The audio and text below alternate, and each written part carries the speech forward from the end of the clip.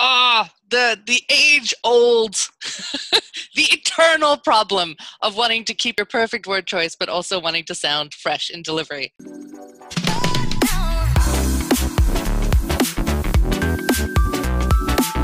How do you know that when you get in front of this particular group of people and you're in this particular mood and you're in this particular room, that those choices that you made when you were by yourself are the right choice? Now, you might, like, maybe you do spend a lot of time, like, knowing your audience and figuring it out and wordsmithing it. So I don't want to assume that you don't.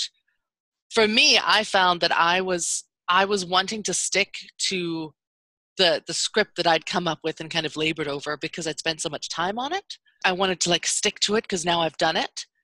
And I realized that that was holding me back in some ways, and it was stopping me from improvising or adjusting to the room. Because sometimes what I planned on saying isn't what they need when I walk in and they start asking questions. I'm not against memorizing. I just want to warn you that it is so much work.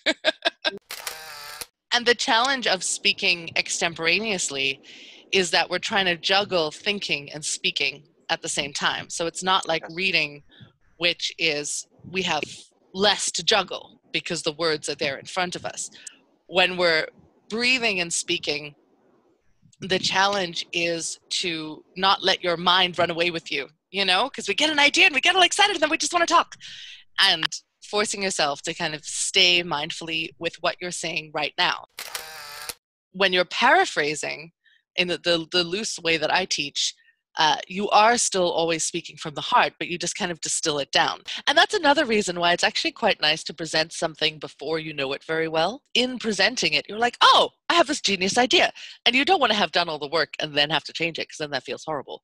But if it's still kind of in the early first draft stages and you change it, that doesn't feel bad at all.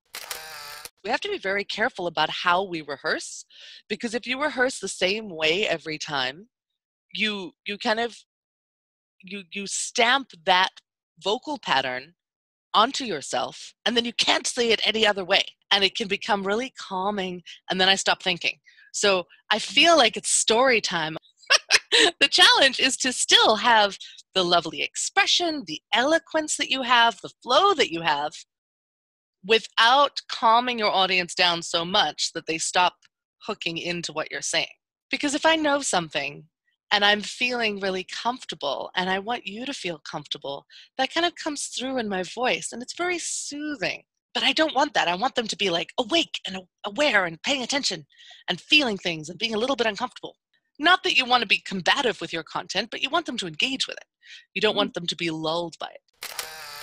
The trick on video is to never try and pretend that you're okay when you're not, because your audience can see. So if you do forget your words or you get lost, I mean, don't apologize for it, but don't try and pretend you didn't do it either, because your audience, that'll break your trust immediately. There's nothing wrong with, because you have this wonderful, authentic style, there's nothing wrong with going, oh, I'm getting off topic. Let me get back to what I was saying. You know, nothing wrong with doing that in the video. I talk about it a lot, but I love Brendon Burchard, and he does this. He talks to himself in his videos because he always does them all in one take, and he'll do a 2-hour video in one take. So if he gets off topic, he'll be like, Brendon, what were you talking about? And then he'll just keep going. And it's so cute, you know, and it often acts as a way to re-engage your audience. Those kind of little things, those little personality things, we think of them as mistakes, but as an audience member, they make me pay attention. Also, a mistake it shocks your nervous system too.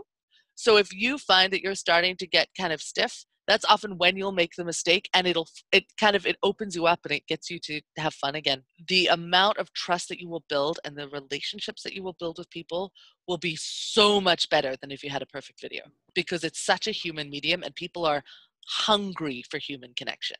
They don't want you to be perfect. They want you to be real and relatable. So I think that's exactly the right take to have. And hopefully, I wish you to never have a video where you don't make any mistakes. Embrace it, roll with it. It's awesome.